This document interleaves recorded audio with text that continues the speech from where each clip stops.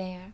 I wanted to share with you today something that's been coming up for a handful of my clients recently. And it's this idea that we get caught in past patterns of protection. Now, these may often be referred to as trauma responses or survival responses, but really what it is our past patterns of protection that once were there to help us and keep us safe and keep us protected are no longer serving us in those same ways. Now, these could be responses to anxiety, these could be patterns of disengagement, patterns of offense, right? If you think about, we have these patterns of fight, flight, or freeze, right? Often we want to move against someone, we want to move toward someone, or we're moving away, right? And so there's these various tactics that we learn at various ages and lifestyles, or life stages. And then the question comes, are they still beneficial and helping us in the way they were originally meant to? Often, the answer is no. And so the question comes is, when you find yourself in that pattern, what do you do?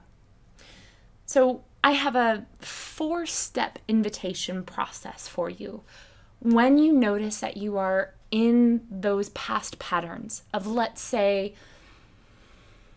anxiety that then leads you to believe that you aren't welcome, you aren't worthy, then that has some flavors of shame, and you end up disengaging, you end up withdrawing, and you end up saying no to various things that you might actually want to say yes to.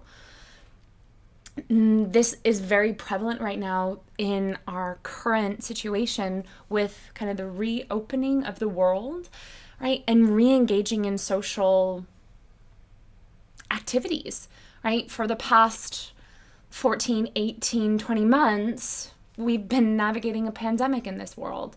And now slowly, since the vaccine has come out, there has been this slow re-engagement with the world, specifically in social settings.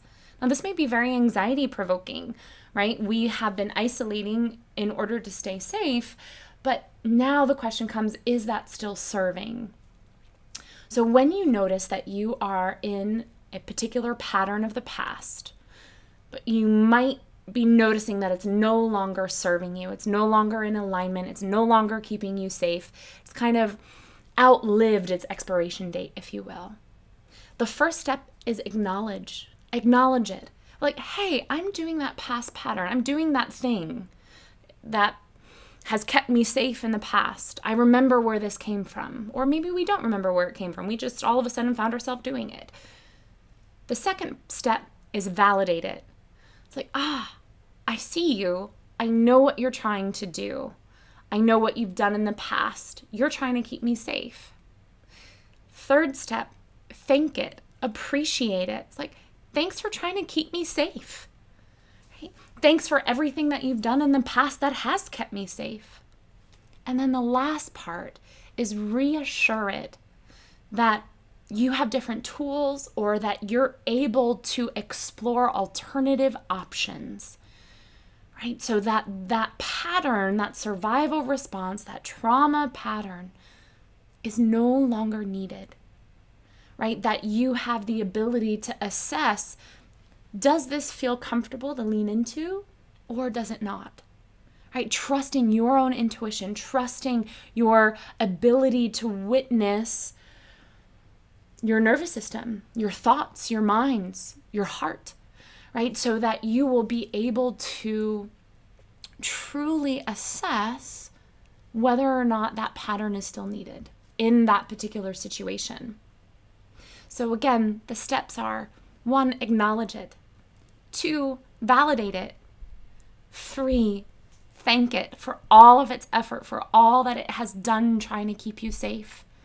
And then 4, reassure it that we can explore alternative options of navigating a particular situation. So I hope that these 4-step processes of navigating past patterns is helpful and can serve you and hopefully create a life of a little more freedom, a little more safety, and a little more self-agency. I look forward to sharing another practice with you very soon. Bye for now.